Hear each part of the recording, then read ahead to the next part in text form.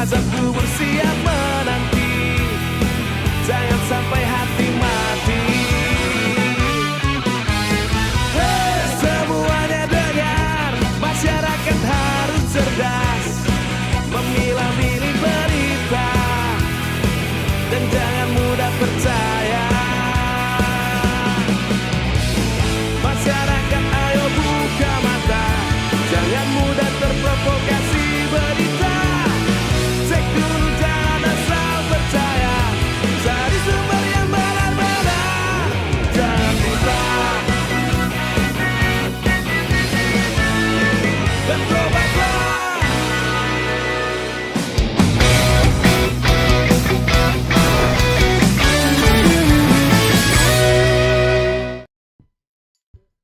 Assalamualaikum warahmatullahi wabarakatuh. Waalaikumsalam warahmatullahi wabarakatuh. Kembali lagi hadir viral tapi hoax. Mohon maaf suara saya agak serak-serak basah ini karena cuaca juga tidak jelas seiring dengan hujan yang kadang datang kadang juga panas. Hari ini panas ya? Hari ini panas, berbeda dengan hoax, mau panas, mau hujan, mau mendung, mau gelap tetap berdatangan. Karena itu kita hadir untuk melihat mana informasi fakta, mana informasi yang palsu. Seperti biasa saya tidak sendirian, saya bersama pemeriksa fakta dari AJI Jakarta yang besok akan tampil di Universitas Tarumanegara di kampus Connect. Jangan lupa ya, Anda kalau punya waktu datang ke Untar untuk menyaksikan Bang Asnil membedah informasi tentang hoax. Apa kabar Bang? Baik Bang Gaib, apa kabar Bang Gaib? Iya, makin muda aja makin ganteng. Iya. Saya kalau ketemu Bang Asnil jadi suka minder. Sama gitu. Sama-sama muda. Nah, ada beberapa informasi yang beredar dan pasti juga Anda terima terkait dengan informasi soal Bobi Nasution.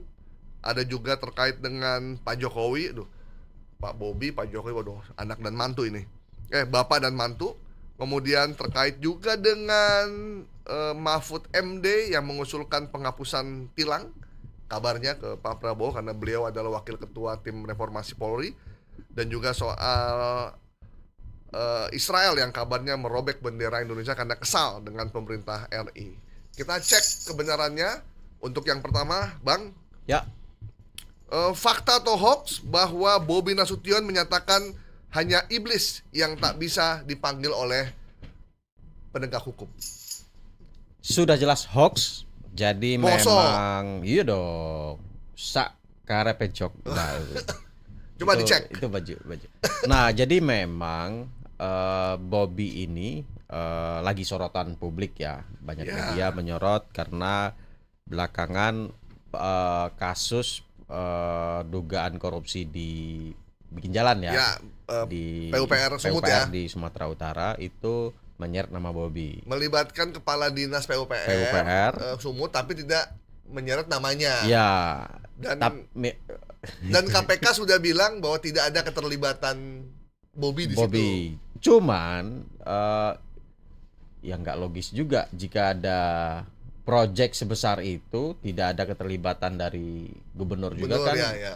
Ya nggak masuk akal juga masa nggak ada.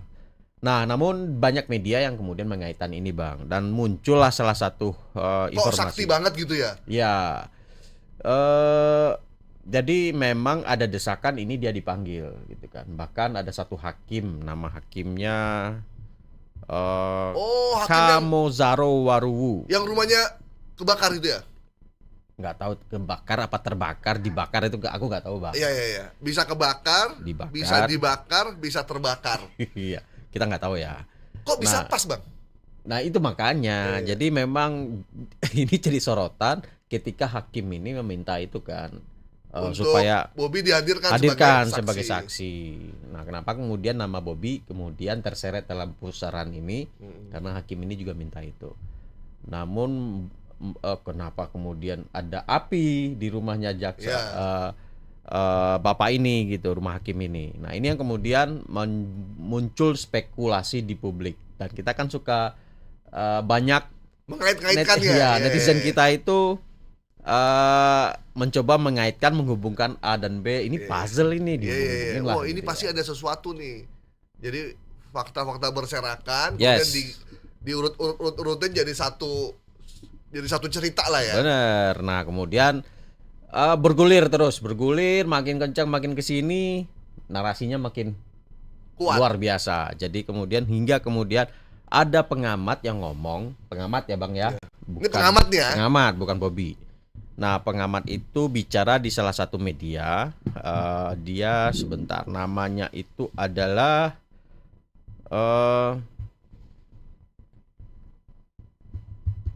daripada saya salah nih Bang. Nah, Namanya Vichar. Vichar itu adalah pakar hukum pidana dari Universitas Trisakti. oh, Abdul Abdul Vichar Fikar Hajar. Hajar. Ya, Ini pengamat, ini dosen senior ini. Dosen senior, ya. Dosen senior. pakar hukum pidana dari Universitas Trisakti. Pakar hukum ya. Nah, Jadi hukum nih. beliau bilang hanya iblis saja yang tidak bisa dipanggil oleh penegak hukum. Oke. Hanya iblis saja. Hanya iblis yang tidak bisa Bisa dipanggil dipanggil. oleh penegak hukum. Malaikat bisa ya? Malaikat sama iblis tuh sejajar posisinya. Sejajar ya. Karena ketika Allah memerintahkan itu disuruh bukan menyembah, hormat kepada Adam, hanya ada iblis dan manusia. Malaikat. Malaikat. Malaikatnya turut, iblisnya ogah. Agak. Jadi yang bisa memerintahkan iblis ya emang cuma Tuhan. Jadi memang ini gaib kan, hal-hal gaib itu. Jadi si Vichar pengamat hukum tata negara, hukum pidana ini menyatakan bahwasannya semua intinya semua siapapun ya warga negara itu bisa dipanggil atau tidak bisa mengelak dari panggilan pengadilan. Tidak punya imunitas ya. Semuanya bisa dipanggil. Bisa dipanggil. Baik sebagai terdakwa atau sebagai saksi itu bisa dipanggil. Atau sebagai saksi saksi ahli ataupun saksi yang meringankan atau memberatkan ya. Ya. Dan tidak ada imunitas tadi itu nggak ada. Nah, begitu juga dengan Bobby. Itu maksud dari pernyataan dia. Oke. Nah, jadi itu kayak apa istilahnya metafora lah ya. Ya. Jadi metafora ini pernyataan dari tidak hanya iblis yang tidak bisa dipanggil ini. Kemudian saya nggak tahu apakah rendahnya literasi atau sengaja malah justru digunakan untuk membangun narasi pernyataan ini keluar dari Bobby. Dan itu tidak ada dasarnya, tidak ada faktanya, tidak ada pernyataan itu keluar dari Bobby sekalipun. Saya bukan jubir Bobby loh Bang ya. Karena dari kita coba telusuri di Google, apakah ada pernyataan dari Bobby terkait penegak hukum memanggil dirinya itu nggak ada. Nah, tapi di video ini muncul ada sebuah video yang beredar di Facebook ya. Ada gambarnya Bobby, ada fotonya mertuanya, dan diindikasikan dia tidak, ya seakan-akan dia ngomong hanya iblis yang tidak bisa dipanggil oleh penegak hukum. Dan kenyataannya ini adalah hoax, walaupun ada suaranya, tapi itu AI Bang. AI. Ini ada di Facebook. Di Facebook. Yang nyebarin? Yang nyebarin namanya Putri Panyalai. Oh, Putri Panyalai. Iya, nggak tahu nih apakah itu nama bener apa nama bohong ya? Iya. Ini ya motifnya kalau dilihat dari akunnya ini FB Pro ya. FB Pro ya. Ya, jadi motifnya sekali lagi ini adalah untuk cari traffic, cari komen, nyari duit. Cari duit lah. Jadi berarti memang ada yang mengatakan itu, tapi bukan Bobby, dan maksudnya adalah bahwa siapapun termasuk Bobby itu bisa dipanggil ke pengadilan, maksudnya begitu kan ya? Ya, tersirat pernyataan dari Vichar itu seperti itu. Jadi tidak ada yang sakti di muka bumi ini, apalagi maksudnya di Indonesia, mau dia presiden, anaknya presiden, saudaranya presiden, mantu ataupun kerabatnya presiden, itu semua bisa dipanggil. Hanya iblis yang tidak bisa dihadapkan ke muka sidang pengadilan. Itu disampaikan oleh pakar hukum pidana Abdul Fikar Hajar, pengamat dari Universitas Trisakti.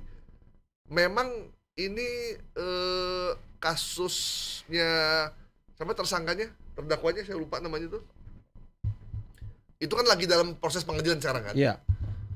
Nah, saya lihat IG-nya KPK. Setiap KPK mengunggah satu konten, komennya saya lihat kapan Bobby dipanggil, kapan geng Solo dipanggil, semua tuh mempertanyakan itu. Oh ya, namanya Topan Obaja Putra. Si Topan.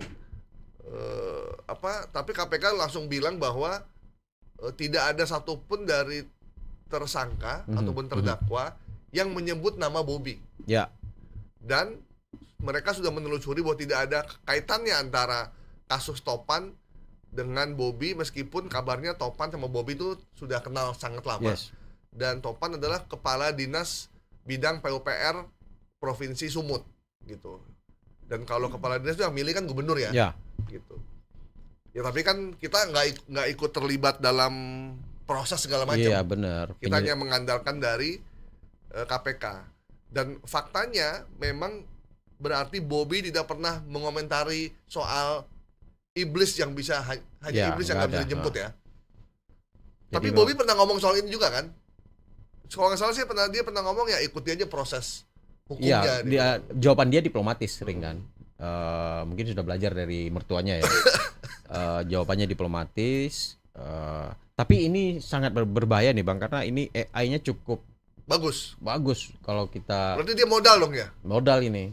Jadi memang mimiknya, walaupun kalau kita lihat secara detail itu memang ada pikselnya itu ada yang pecah gitu ya. Tapi suaranya mirip Bobby memang. Suaranya mirip Bobby. Ya ini yang berbahaya ya. Kalau diputar nggak nanti dipenggal lagi ntar. Diputar bisa? Bisa sih. Putar dulu lah, nggak apa.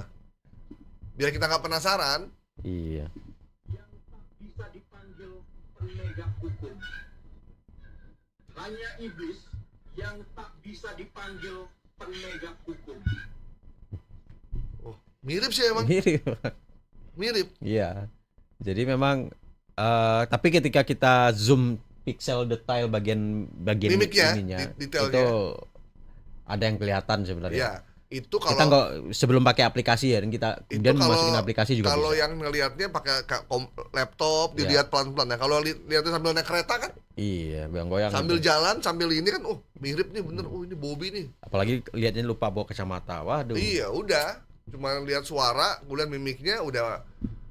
Ya, konsekuensi dari kemajuan teknologi adalah bisa membuat satu hal itu bermanfaat. Ya. Bisa juga membuat satu hal itu kejahatan makin lebih mengerikan lagi. Karena sesuatu yang awalnya tidak benar itu bisa menjadi benar, sesuatu yang tidak mungkin itu menjadi mungkin dengan hadirnya AI. Nah, itu yang menurut kita berbahaya kalau tidak detail. Karena itu hoax yang berbasis AI ini memang harus terus dilakukan di bank ya, Bang Asnil ya. Iya. Karena kalau enggak, saya nggak yakin ibu saya ini bisa mengerti bahwa ini AI. Nggak akan ngerti deh. Hoax yang jelas-jelas saja dia nggak ngerti, apalagi yang ada suaranya begini. Dan akhirnya yang terjadi adalah orang nggak percaya yang namanya video berita takutnya Bang. Ya. Jadi ketika ada video berita beneran gitu ya, kita sudah liputan, reportase, konfirmasi, tayangkan, dan orang jadi nggak percaya akhirnya, akibat ulah konten-konten seperti paling ini. yang bisa kita sampaikan Bapak Ibu ya, ketika Anda menerima informasi berita baik foto, teks maupun video dari akun pribadi yang bukan media massa, tapi seolah-olah isinya tuh seperti sebuah media, sebaiknya konfirmasi ke media mainstream. Kalau tapi untuk hiburan ya silahkan. Ya gitu untuk hiburan sih oke aja, cuman jangan main percaya. Tapi kalau ada sesuatu yang kira-kira kita ngeragu gitu, ya kita harus kita cek dulu. Dan yang paling utama, kalau kita dapat informasi dari media, dari akun pribadi gitu, nggak usah di-share lah. Benar, ini share banyak banget, 679. Yang komen 800-an. Nah, jangan di-share. Kalau di-share, kalau ternyata itu adalah informasi palsu atau hoax, berarti kita ikut serta menyebarkan informasi palsu.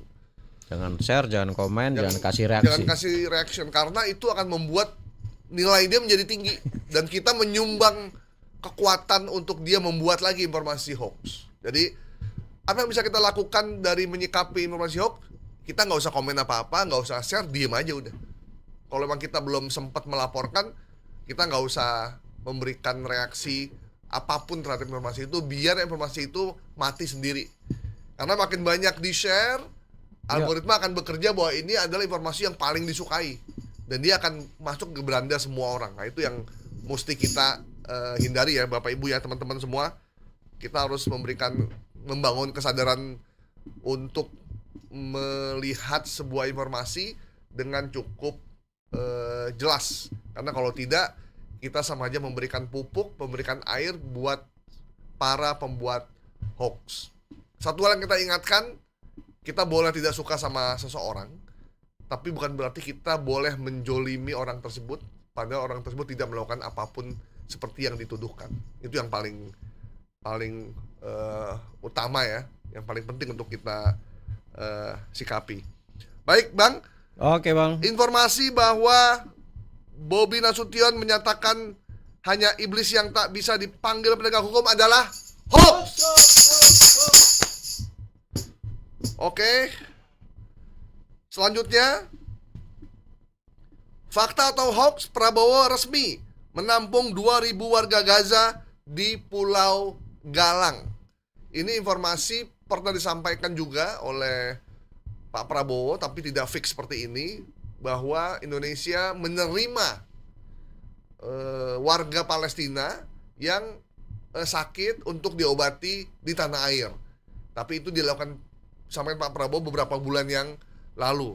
Tiba-tiba ada informasi bahwa 2.000 warga Gaza ada di Pulau Galang untuk ditampung dan sudah diresmikan oleh Presiden Prabowo. Ini bagaimana kebenarannya Bang? Ya, memang usulan Presiden Prabowo benar seperti Bang Gaib pernah mengusulkan dibawa ke Pulau Galang. Itu usulan itu pernah.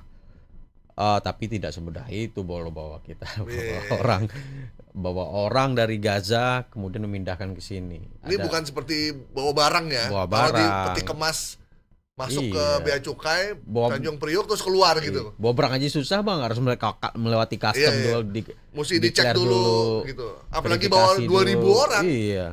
Itu pasti banyak prosedur administrasi yang akan dilewati. Mulai dari misalkan ini terkait kalau dia pengungsi harus ada verifikasi dari UNICEF ya yang Ya, yang berwenang dalam UNHCR. UNHCR. UNHCR yang UNFPA, kemudian dan lain-lain. untuk memverifikasi dia statusnya sebagai pengungsi gitu kan. Nah, Berarti nama di anaknya register siapa itu, segala macam iya, di diregister tuh, register terdata itu. tuh ya. Nah, tapi kan ini tiba-tiba usulan itu memang ada, tapi belum dieksekusi sampai sekarang. Karena itu tadi prosesnya sangat rumit dan itu banyak di dalam negeri juga banyak pertentangan. Ya. Bahkan Saya pernah dapat info bahwa bawa 5 orang aja dari luar negeri masuk ke negara lain tuh nggak mudah. iya, Nggak mudah Bang. yang naturalisasi aja Sulit ya? susah. Satu Padahal orang udah resmi ya? Udah resmi, udah dikasih karpet merah itu Iya, juga iya, iya. masih sulit gitu ya, apalagi bawa 2.000 orang. Belum lagi infrastruktur, mempersiapkan hunian dan segala macamnya. Itu kan butuh anggaran dan Kan dia butuh besar itu. dana besar untuk membangun rumah ataupun mes, Mhm. MCK, Iya. terus sekolah, Mhm. sama dapur umum dan lain-lain. Iya, untuk 2.000 orang ya. Dan itu tidak bisa dilakukan bukan seperti Deddy Corbuzier bisa nyulap gitu Iya, kan. iya, iya. Main sulap ini enggak gitu. Itu Walaupun dari Corbuzier udah nggak main sulap lagi ya. Dulu. David Copperfield lah, David Copperfield ya, yang bisa mengadakan dan menghilangkan gedung gitu ya. gedung gitu. Nah, ini tidak seperti itu gitu ya. Nah, fakta yang kami temukan memang ada Presiden Prabowo ngomong ada, tapi itu nggak dieksekusi sampai sekarang. Ya, Itu cuman gagasan yang disampaikan dan di dalam negeri itu banyak yang menentang. ya. Gitu. Karena apa? Itu dianggap memuluskan Zionis, memuluskan rencananya Menguasai Trump Gaza. menguasai Gaza.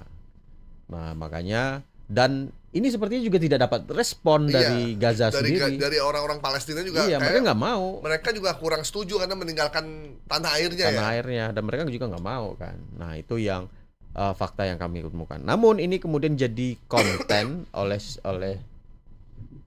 Siapa salah yang satu Frans Manro, dan ini banyak sekali reaksinya ya, ada ratusan, kemudian komen juga 900-an. Intinya dia menyebutkan bahwasannya Prabowo telah meresmikan itu, padahal nggak ada faktanya. Makanya ini adalah hoax, kemudian dinarasikan telah dilakukan, dan ini sama kalau di track ke bawah ini adalah untuk mengundang reaksi, Facebook Facebook, mengundang reaksi, mengundang komen. Dan ternyata reaksi komennya banyak. Banyak sekali bang, 900 yang komen. Dan artinya Facebook semakin banyak yang komen semakin seneng mereka. Iya. Waduh. Itu Orang semakin stay di platform itu berarti platform itu akan mendapatkan pundi-pundi dolar lebih banyak. Pemkot Bekasi aja bikin podcast seharga 500 jutaan katanya, yang nonton baru 100 orang. Dia nggak bilang sama kita sih ya bikin podcast ya, harusnya kita yang bikin ya. Luar Gitu. biasa. Ini cuman modal muka Foto. Prabowo, Kasih kasih bendera tulisan Palestina. yang menggugah emosional Iya. pembaca, langsung dapat likes 900. Terus orang yang nonton juga udah banyak ya. Banyak bang, dan ini bukan video tapi poster aja. Poster. Dan ada tadi caption. saya baca komennya, mantap Pak Prabowo, mencintai warga negara lain harus dipelihara. warga negara sendiri tidak gitu. Dan ini ya banyak komentar negatif juga banyak ya atas konten ini. Tapi artinya dengan itu komen makin seneng dia. Ya, Artinya kontennya hidup, yes. Dan engagementnya bagus. ya, walaupun memang ide ini sebenarnya di gayung bersambut juga sih bang. Gubernur Kepulauan Riau itu juga menyambut juga. Udah siap. Udah siap juga. Cuman kan ini kan bukan semudah itu. Ya. Persiapannya kalau mempersiapkan 2.000 orang itu kan membutuhkan anggaran, dan itu tidak bisa anggaran negara yang siap pakai itu kan ada di BNPB paling Di BNPB. Dana untuk bencana ya. Bencana, kemudian anggaran apalagi itu yang biasanya di Kementerian Sosial paling kan ya, yang itu siap pakai. Kalau yang lainnya kan harus tender segala macam Kalau kan. enggak nanti kena BPK. Kena BPK, harus sesuai tender, harus ikut tender dan segala macam. Jadi begitu Mr. Frans Manro, karena Frans Manro. saya lihat poster dia ini banyak berkaitan dengan terkait dengan wilayah timur ya. Iya. Terkait dengan Timur Tengah ya? Ya, enggak, timur Indonesia juga banyak. Oh, banyak. Misalkan seperti Isinya mirip-mirip. ya isi mirip-mirip bang. Contoh satu Nil, apa contoh yang dia bikin juga? Karena biasanya teman-teman, kenapa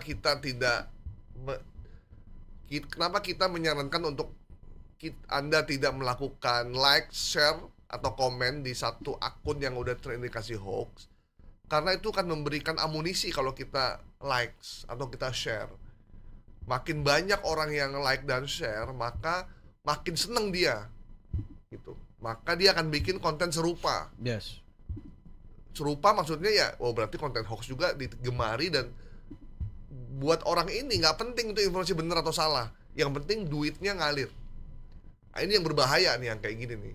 Itu menjadi musuh, dan kita memang udah perang dengan orang-orang yang hobinya membuat hoax untuk kepentingan pribadi atau untuk keuntungan pihak lain.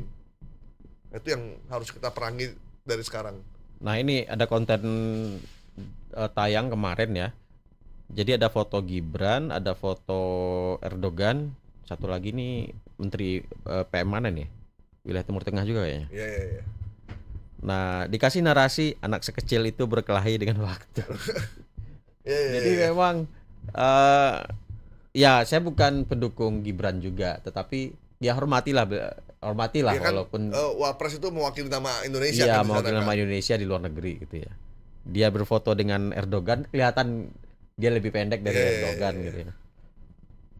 Ya, Ya. mungkin orang itu ngelihat, kalau ngelihat Gibran ya sebenarnya ngelihat bapaknya gitu. Mungkin ya. Ya begitulah. Ya. Jadi Pak Prabowo memang pernah mengusulkan bahwa Indonesia siap menampung pengungsi Palestina, khususnya mereka yang anak-anak dan perempuan ya, wanita yang sakit atau yang mengalami luka, cacat dan perlu perawatan gitu. Tapi ini kan cuma ide, Usulan waktu itu. usulan. Tapi dalam eksekusinya tidak semudah membalikkan telapak tangan, karena perlu ada otoritas, bukan cuma dari lembaga PBB, tapi juga dari otoritas Palestina, kan masih punya negara mereka. Iya. Mereka kan punya pemerintahan. Begitu ada warganya yang keluar negeri, ya harus didata. Nomor registrasinya, dia anak siapa, benar pengungsi atau tidak. Jadi memang tidak mudah membawa warga negara lain datang ke satu negara baru. Gitu ya. Jadi Jangan-jangan warga negara Yahudi yang kebawa. iya, kan kita nggak tahu, tiba-tiba ada penyusup seperti tentara Belanda membonceng nikah di zaman dulu, seolah-olah ini tentara sekutu, ternyata itu tentara Belanda yang membonceng. Kalau membonceng itu biasa 1-2 orang, kalau ini nggak, ribuan orang Belanda membonceng tentara nikah untuk menjajah kembali Indonesia di agresi militer kedua. Nah, ini bisa juga nih, ternyata banyak orang yang bukan pengungsi, bahkan orang keturunan Yahudi yang juga ikut serta untuk datang ke tanah air. Oke? Ya. Menyesatkan ya, jangan. Prabowo resmi menampung 2.000 warga Gaza di Pulau Galang adalah hoax. Sampai batuk ngomong hoaxnya. Selanjutnya,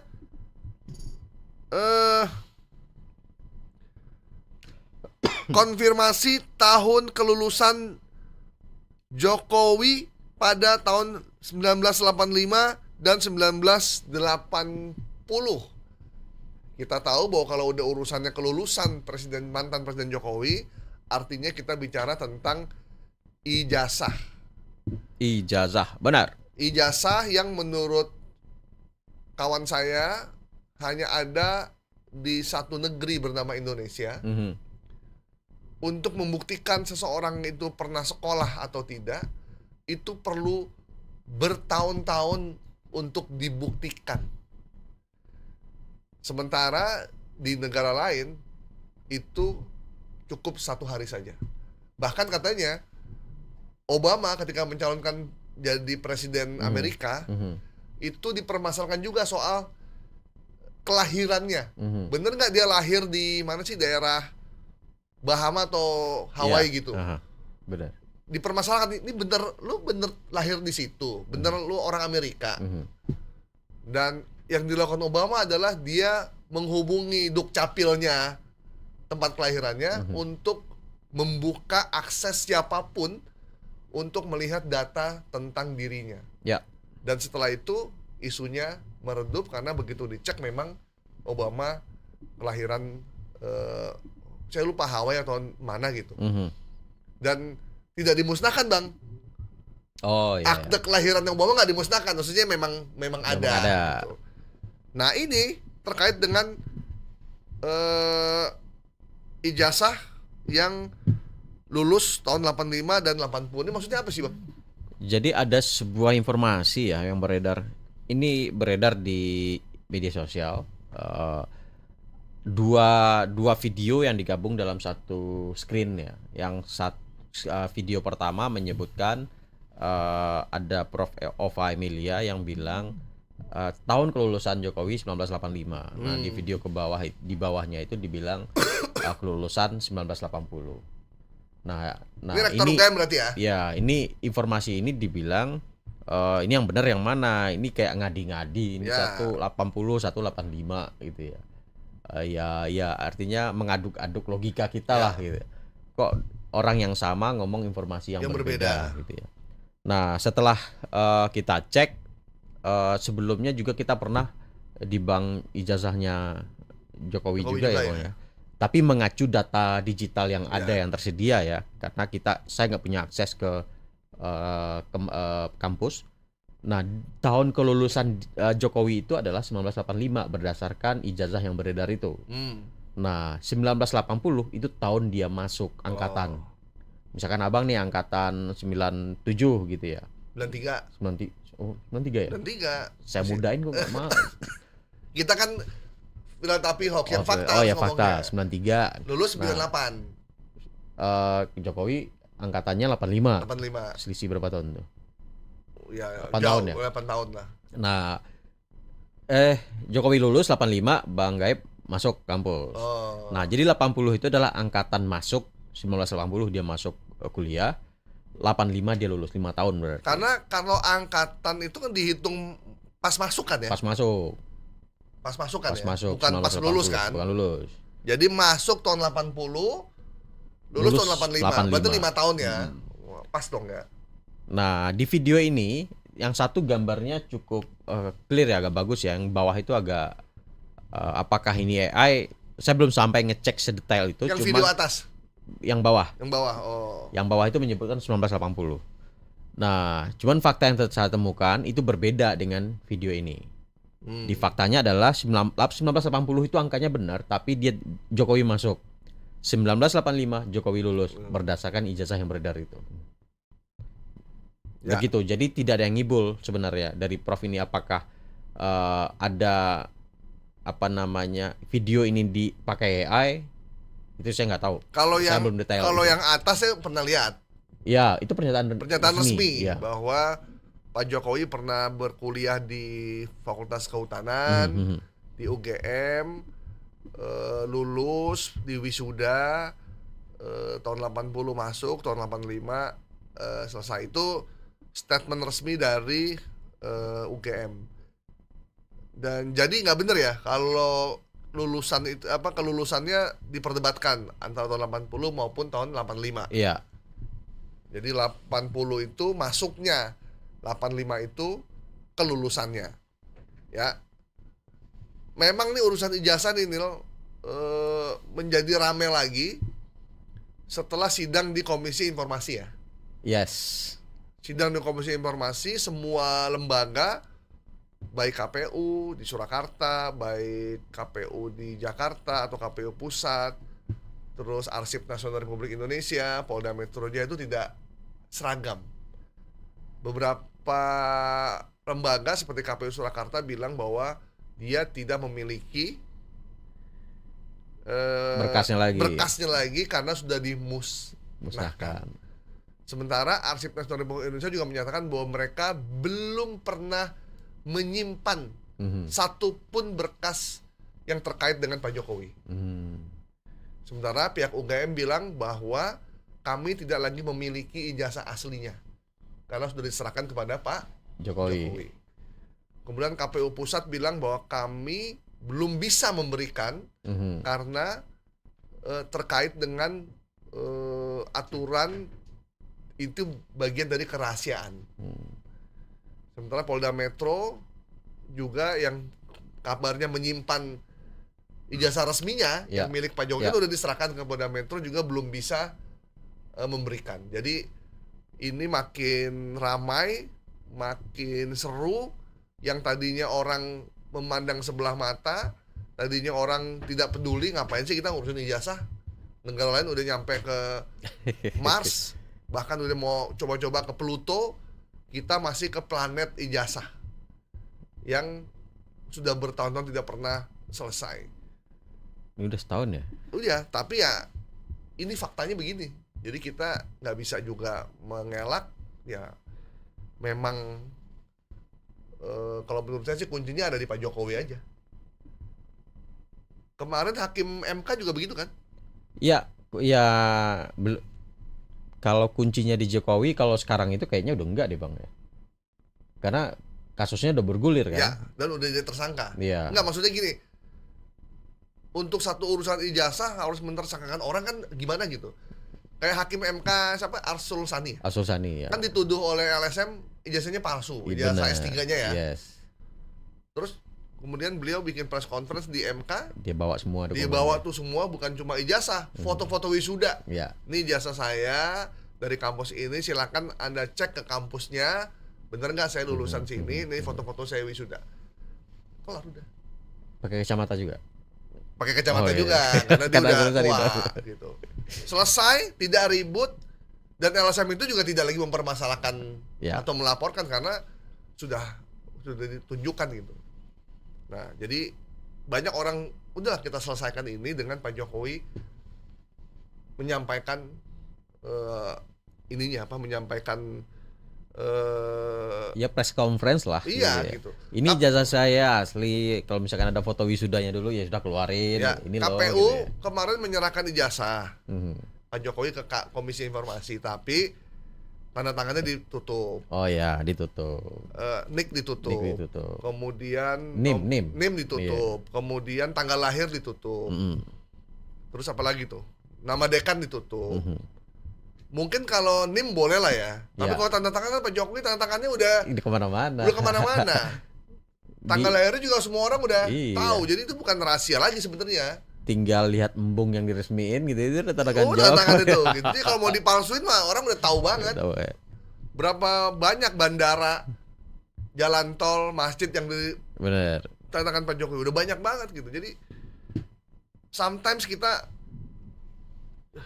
jadi ikut absurd juga.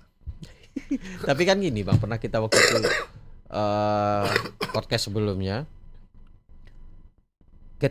Sun Tzu ya bilang. Ya, ya. Nah, untuk agar kita aman naik gunung gitu, nggak dimakan atau dikejar oleh harimau, ya sudah kita sibukkan harimaunya. Gitu.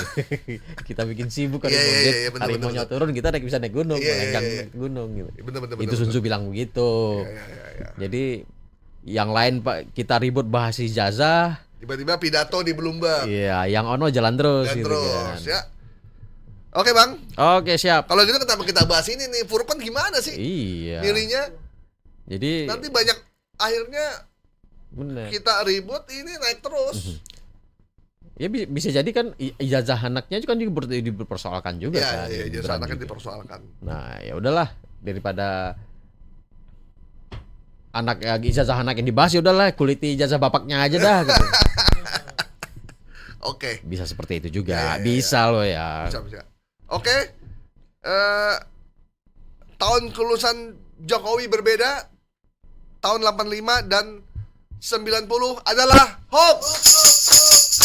Lulusnya tahun 85, masuknya tahun 80. Bukan, tidak ada perbedaan untuk saat ini. Mhm. Ya, untuk saat ini ya. Data yang beredar, Yang ijazah beredar anak ya, yang kita nggak beredar. tahu nanti bagaimana ke depannya.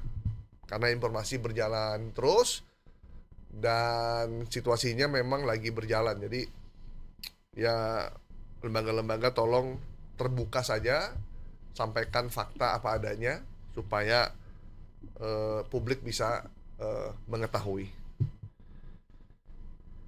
Lanjut, fakta atau hoax, Mahfud MD usul penghapusan tilang ke Presiden Prabowo.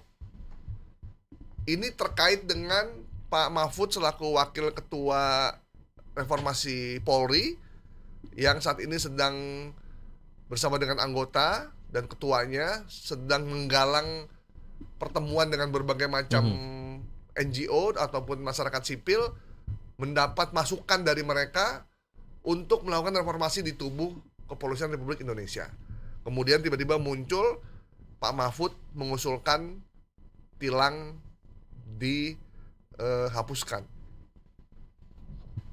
Kalau saya sih pengennya STNK dihapuskan sama SIM seumur hidup.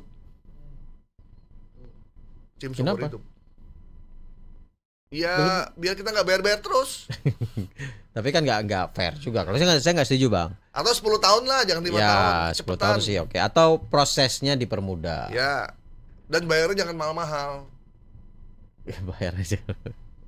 Jadi memang tapi balik ke isunya ini ya. Balik lagi, jangan ngomong SNK. Iya. Nah, ada partai katanya yang waktu itu mengusulkan menghapus STNK. Oh iya. Ternyata cuma di Kurang. depannya doang. Gimmick doang. Gimmick ya. doang kampanye. Karena memang ketika SIM dihapus nggak ada batas waktu ya, no limit gitu. Andai kata seseorang sudah nggak misalkan memiliki katakanlah Rabun Jauh tiba-tiba gitu ya, tidak bisa bawa kendaraan, itu kan berbahaya juga. Sementara SIM-nya masih berlaku, Bang. Ya, memang dites. Ah? Emang dites. Dites apa? Lanjut. Iya Balik kan, ke isu dong, Bang. Iya, Jangan balik. melenceng kemana-mana. Ya. Jadi ada informasi Mahfud MD kan menjadi salah satu anggota Komite Reformasi Reformasi Polri yang sudah dilantik, dan muncullah informasi hoax ya. Dia menyebut langsung tilangnya dihapus. Kenapa ini menjadi rame? Karena tilang ini menyangkut hajat hidup orang banyak. Ya. Abang-abang ojol di jalan yang tiap minggu harus ke pengadilan gitu kan. Abang-abang taksi. Abang-abang taksi yang ya. suka berhenti di pinggir jalan. Kemudian diangkut sama Dishub ya kan. Terus banyaklah hal-hal tilang ini sesuatu yang sangat dekat dengan Kehidupan masyarakat kita. Bolak-balik ke pengadilan atau harus bayar, harus transfer, itu menjadi Maksudnya resiko bayar di berkendaraan. Ya kan ada juga yang bayar pakai BRI, bank transfer. Oh, transfer. Iya. Kan bayar di tempat juga itu. Ya, bayar tempat juga ya. Tapi yang bayar itu ada juga ya? Ada. Ada. Itu oknum. Nah, Tapi di pengadilan pun saya pernah ikut sidang SIM. Bang. Iya. Karena saya penasaran ya. Ayo sidang SIM. Nah, Pak, di sidang ya. Ya udah. Tilang aja. Saya nggak bilang wartawan atau nggak, udah. Sidang lah saya di Pengadilan Negeri Jakarta Selatan. Setiap hari Jumat. Taruh motor, sampai sampai tukang parkir. Mau sidang, Pak? Iya. Sidang apa? Sidang SIM. Sidang SIM ya? Dia udah tahu nih kita karena Jumat kan, tiap Jumat nih buat Anda yang sudah pernah Sidang SIM. sidang SIM, ya. Lihat saja, Pak. Nggak usah antri, nggak usah apa. Pokoknya SIM-nya balik. Ordal ya. Ordal.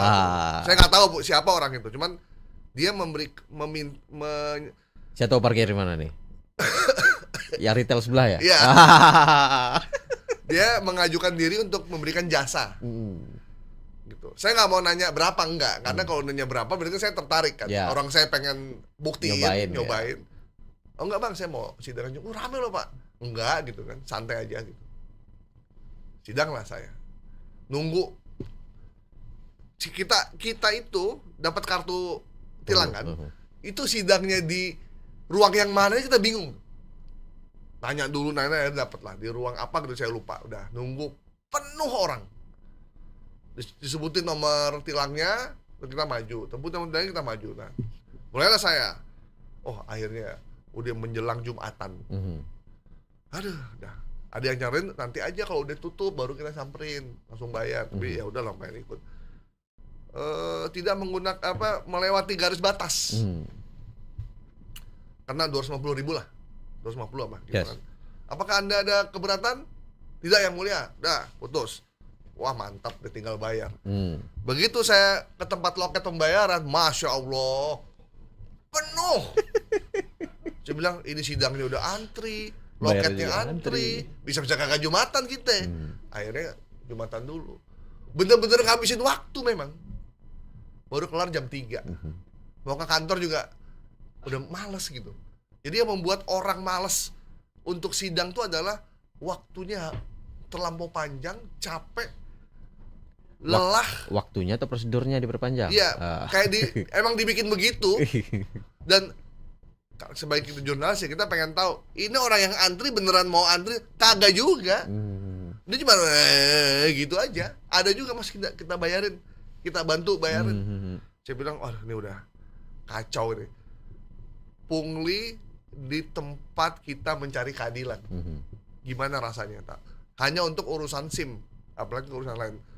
Saya menyampaikan ini karena memang saya mengalami langsung. Makanya Anda kalau nggak pengen sidang berlama-lama, ya bayar di tempat. Bukan. Maksudnya kalau nggak berlama-lama, taati aturan. Jangan melewati batas, menggunakan helm, surat-surat lengkap, lampu dipastikan nyala, dan kalau lampu merah ya berhenti, lampu hijau ya jalan. Ya, itu penting. Lanjut Bang. Kenapa tiba-tiba Ya harapan orang, ya kita tahu ya, Mahfud MD ini dulu sebelumnya adalah calon wakil presiden. Ya. Dia punya fans, punya banyak basis ya, punya banyak yang mengidolakan dia juga banyak. Nah, ketika dia masuk ke komite, tentu harapan orang banyak, Bang. Nah, salah satu harapannya saya rasa ini nih. Jadi harapannya adalah ingin masalah tilang ini diberesin, nggak usah tilang-tilangan gitu, dihapus lah semacam. Nah, itu dituangkan dalam bentuk reel seperti ini. Ini reelnya sama FB Pro juga. FB Pro juga. Hanya video, kemudian ditempelin foto foto Mahfud MD dan foto Prabowo. Tidak ada satu narasi pun resmi ya, narasi resmi dari Mahfud MD atau dari pihak Komite Reformasi Polri yang menyatakan akan mengganti atau menyederhanakan atau menghapus sistem tilang itu. Dan tidak ada sumber juga ya. Tidak ada sumber mengatakan itu. Ini hanya ngadi-ngadi si pembuat akun gitu.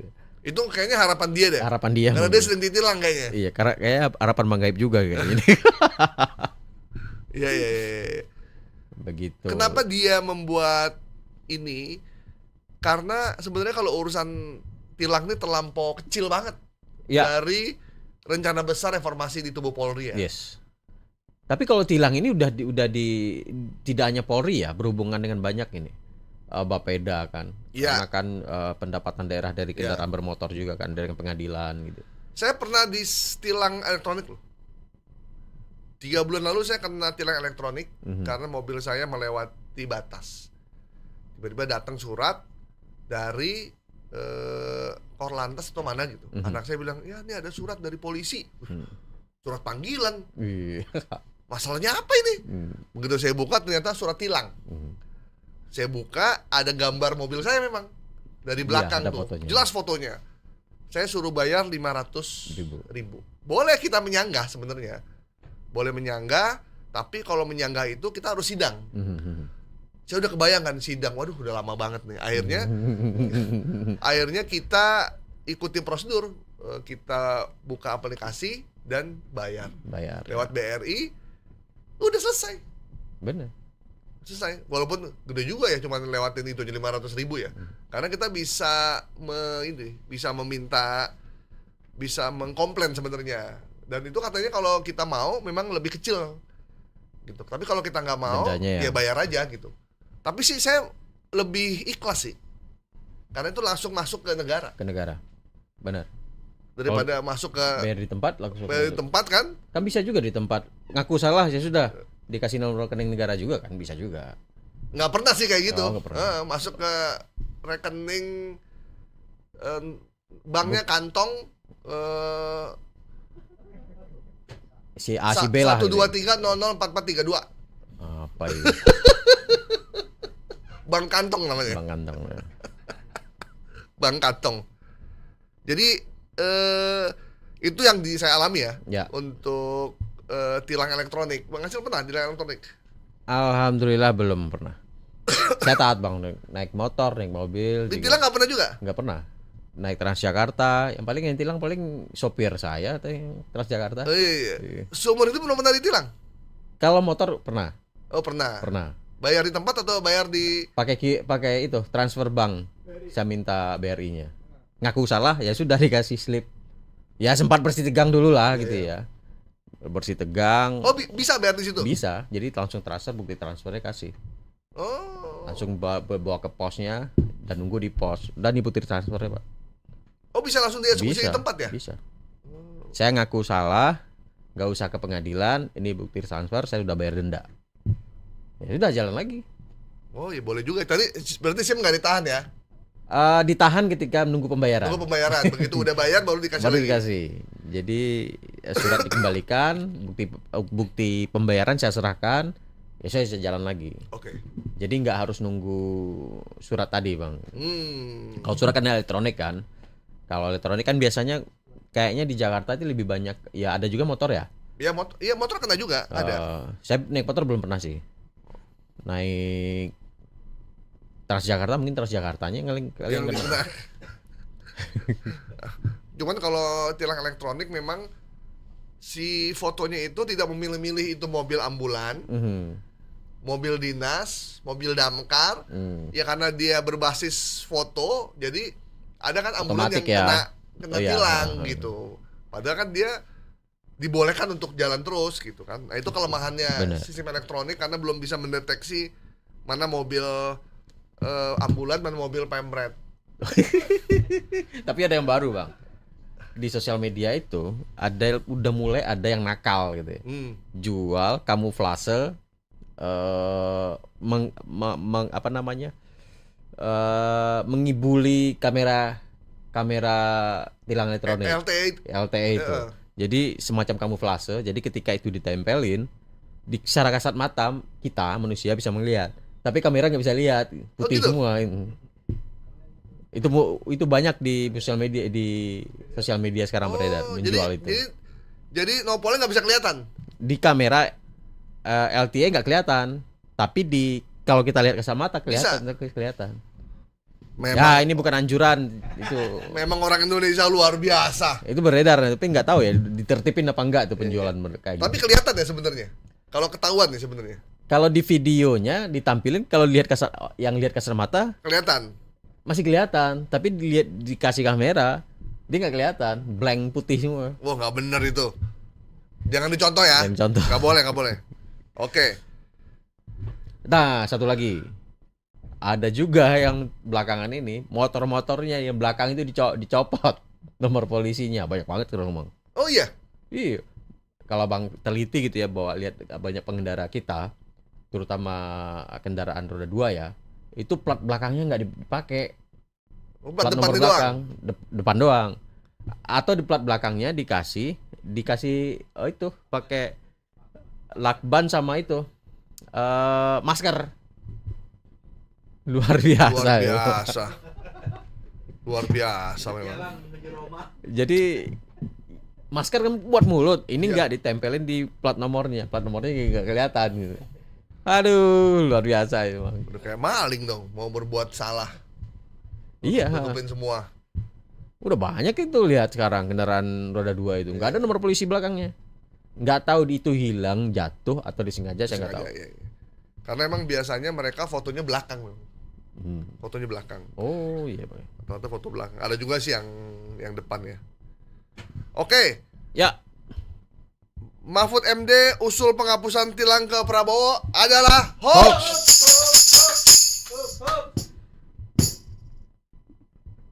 Informasi terakhir, ya. Israel merobek bendera Indonesia di sidang umum PBB. Ini Astil. Mau diketawain jadi enggak Gimana enak. gitu ya? Iya. Ya ada cerita memang dari salah satu kawan yang berangkat ke sana bang, yang kemarin mau bawa logistik ke Gaza lewat kapal ya. Dia cerita bagaimana visa apa namanya, paspor hijau ini Ya. di luar negeri gitu ya, di apa namanya, ketika masuk kapal itu kan ada benderanya juga bang. Ya. Misalnya kapal Italia, kapal mana gitu ya, ada benderanya juga kan. Karena ketika kita masuk kapal itu, kita masuk negara itu kan. Ya. Nah, paspor Indonesia nggak kuat untuk naik kapal untuk menuju ke sana gitu ya. Oh gitu. Jadi bergen kita sebagai orang Indonesia ketika di mata misalkan aktivis di luar negeri, misalkan yang banyak kemarin itu kan yang dari Italia tuh, yang kapal Ya. dari Italia, itu kita nggak diprioritasin naik gitu ya. Itu cerita dari teman-teman yang Tapi emang berangkat. bener sih. Pengalaman pribadi ya. Iya, paspor hijau itu tidak begitu sakti di luar negeri. Dan itu banyak diceritain juga sama teman-teman yang ke Palestina kemarin ya. Iya.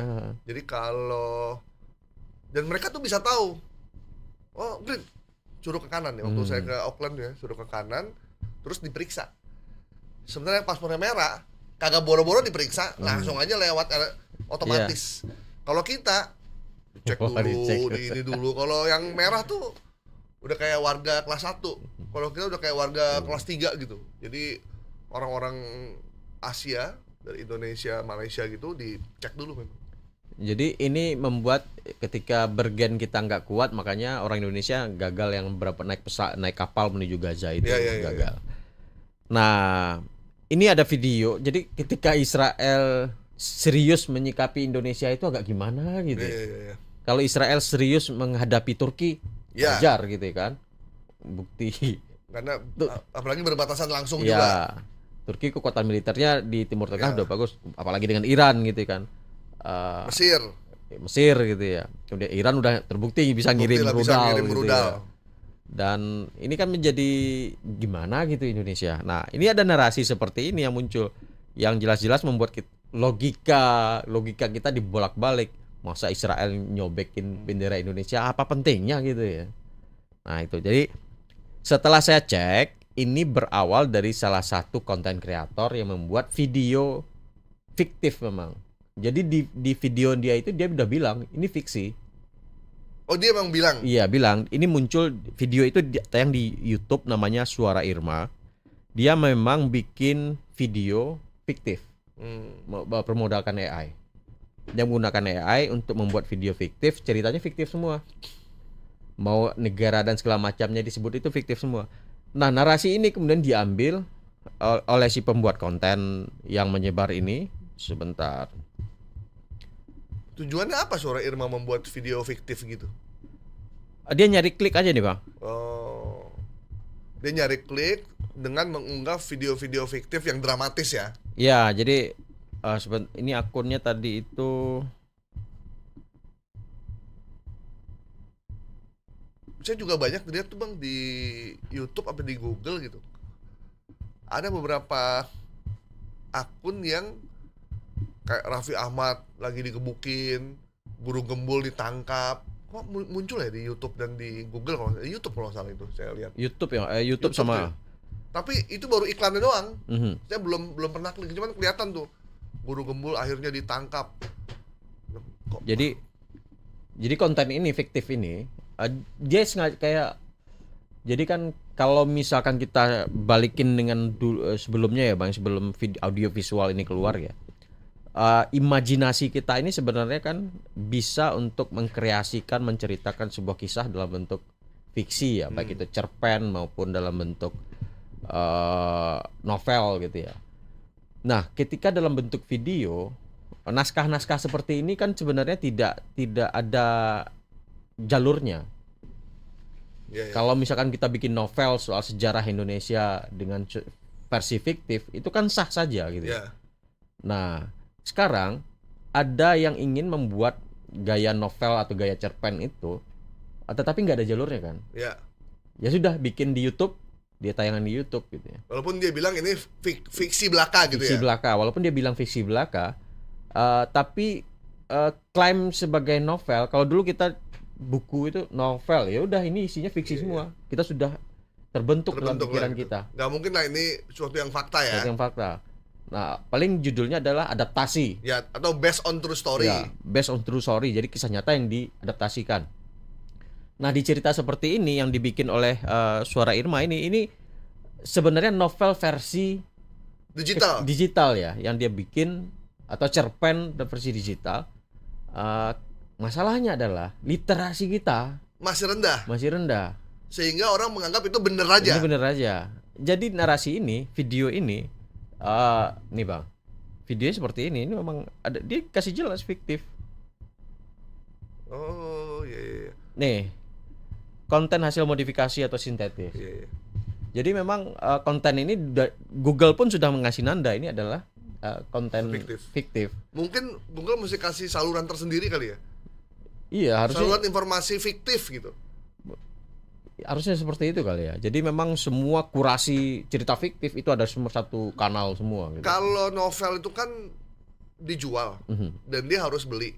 Sehingga orang yang mau membeli pun biasanya punya literasi yang cukup bagus lah.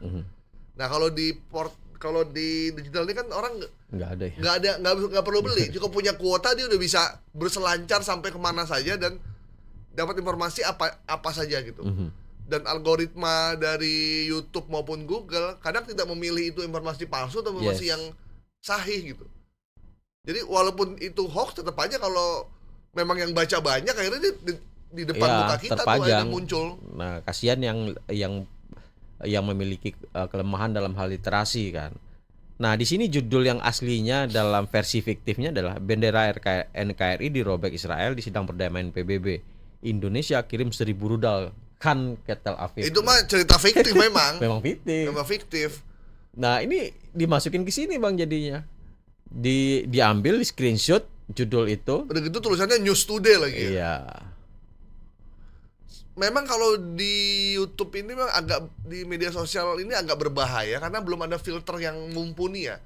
Kalau di teks Google udah ada nih. Jadi kalau ada tulisan yang kira-kira tidak berkualitas atau hoax tuh biasanya dia tidak direkomendasikan Iya. oleh Google. Tidak terindeks langsung. Tidak ya. terindeks tuh, dia nggak muncul lah gitu. Munculnya itu kan media-media yang mainstream, Ya. yang bagus-bagus tuh muncul. Ini sebenarnya ini juga ada beberapa yang nggak terindeks juga Bang. Cuman masalahnya mereka sebarin di grup-grup gitu. Ya, Misalkan di Facebook itu ada grup. Makanya kirim dikirim. Lihat ada notifikasi, cek di gitu. WA grup juga Di ada. grup juga ada. Ini masalahnya. Jadi kalau Dan kualitasnya bagus gambarnya. YouTube yang tadi itu bagus, Bang. Padahal Karena ini AI ya. Padahal semuanya AI dan rekayasa ya. Rekayasa. Tidak ada pernah kejadiannya. Kalau kejadian. Maksudnya tempatnya, orangnya juga semuanya itu fiktif ya. Fiktif. Jadi kalau di penjelasan Ini kalau ada AI gini, ini profesi animasi masih perlu nggak ya Nil? Bukan perlu sih, bukan. Maksud, salah kalimatnya. Agak tersaingi berarti ya, karena semua orang Iya. akhirnya bisa membuat suara dan wajah yang dari berbagai macam muka, akhirnya dia buat satu sosok baru. Kemarin saya dapat iklan sebuah mobil dikirim. Gimana, keren nggak? Keren banget ini iklan. Ngabis biaya berapa nih sampai ke gunung segala macam? Itu AI bro. Jadi nggak perlu lagi syuting di gunung, iya. nggak perlu lagi kameramen, nggak perlu lagi bintang iklan, karena orang yang beriklan di situ, sosok laki-laki suami istri itu udah kayak manusia beneran. Benar. Iya, itu yang akan mengancam. Dia bilang, ini kalau kayak begini berarti nggak usah pakai orang, nggak usah pakai kameramen, nggak usah pakai biro iklan dong. Orang dia bisa bikin sendiri. Atau semakin itu kan memperkeruh dunia digital terutama video ya. Iya. Apakah memungkinkan orang akhirnya kembali lagi ke teks gitu ya? Bisa jadi.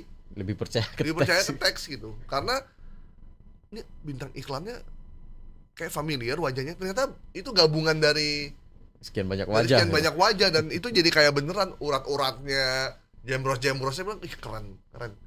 Dan dia ngelewati gunung jalan gitu kayak di kebun teh gitu. Mantap ini. Ternyata ya nggak perlu drone, nggak perlu ngambil, dia semuanya dibuat pakai Menghemat AI. kos banyak Menghemat ya. kos. Memang AI-nya dia berlangganan yang cukup mahal kayaknya ya. Cuman kan dari situ dia bisa bikin dia membuat itu dalam waktu 8 jam. Wow. 8 jam dia bikin. Kalau konvensionalnya bisa setahun gitu. Iya. Belum editnya, belum gambarnya, belum baliknya, biayanya segala macam, pesawat. Dia hanya 8 jam. Itu pun sambil makan, sambil ini, dia udah bisa bikin video iklan yang mumpuni. Yang mungkin publik juga nggak tahu bahwa itu AI. Gitu. Udah semakin ribet ya. Aduh, gimana ya? Tapi ya teknologi kalau kita tinggalkan, kita ketinggalan zaman. Tapi kalau kita telan mentah-mentah juga ya seperti pisau bermata dua berarti ya. Jadi bisa buat ngiris bawang, masak, bisa juga untuk membunuh. Ya mudah-mudahan kita termasuk orang yang bisa memanfaatkan kemajuan teknologi untuk kebaikan, bisa memfilter termasuk untuk generasi kita, anak-anak kita, supaya tidak hanya menonton, hanya bisa melihat tanpa bisa memahami apa yang dia tonton. Saya cuma khawatir orang tua pun literasinya kurang bagus, sehingga dia nggak bisa juga menyampaikan ke anaknya bahwa ini informasi ini nggak boleh, ini boleh, ini palsu, ini fakta. Ini sekarang di rumah saya wajibin anak baca dulu baru main handphone. Mereka baca, apa yang dibaca dulu presentasiin baru boleh pegang handphone. Wah bener tuh, Kalau Nil, mesti kalau enggak, begitu. aduh, Men- bahaya tuh. menyerahkan anak kita dengan handphone yang isinya bisa menembus ruang dan waktu dan dunia dari kejauhan, termasuk dunia yang tidak real sekalipun, itu sama saja kita menyerahkan anak kita di kandang kebun binatang yang isinya binatang buas, Bang. Yes. Gitu. Dan mereka yang konten yang ada di handphone kecil ini isinya bukan cuma kelinci dan burung dara. Di sini ada buaya, Aduh. baik buaya darat maupun buaya sungai. Isinya ada harimau, isinya ada banteng, babi, semua. Ada ustadz, ada jin, iblis, genderuwo, semuanya ada nih. Gitu. Ada orang baik, ada orang nggak baik. Ada artis baik, ada artis yang nggak baik juga. Jadi kalau kita nggak bekali anak-anak kita dengan literasi dan ilmu yang baik atau kebiasaan yang benar, ini akan jadi musuh yang luar biasa. Bang, kemarin saya ngobrol sama teman saya di Bogor. Ada satu rumah sakit gila gitu ya, rumah sakit jiwa gitu, yang isinya khusus mereka yang kecanduan gadget. Dan mereka tuh jadi kayak orang gila, gampang marah, gampang merusak. Terus dia cerita karena dia nganterin saudaranya. Terus ini ke ruangan orang yang kecanduan. Dan itu bener-bener real, dan itu ada anak-anak yang kecanduan gadget yang udah parah karena dari pagi sampai pagi lagi kerjanya cuma main handphone. Begitu, Bang. Yes. Saya tiap bulan walaupun nggak selalu dibaca, saya ngajak anak saya untuk ke Gramedia beli buku nih. Walaupun cuma satu buku Terelia atau buku apa, saya bilang, ya ini udah semua. Cari apa kayak buku apa kayak yang akhirnya dia tertarik sama buku yang terbitan Tempo itu loh, yang pahlawan-pahlawan, yang pahlawan saku itu. Ada Agus Salim, macam-macam lah pahlawan nasional itu, dan ternyata memang Muhammad Hatta, Soekarno, Tan Malaka itu dibikin singkat gitu, profil singkat, dan ternyata memang seru sih isinya. Gitu. Dan daripada kita beli biografi yang tebel-tebel, itu beli satu harga 35.000, itu bisa baca seminggu selesai, besok beli lagi gitu. Ya biar buat itu aja. Lebih baik rumah kita dihiasi buku daripada cuma dihiasi wifi.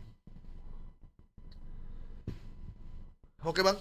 Ini keprihatinan kita semua, juga mungkin pasti keprihatinan Anda.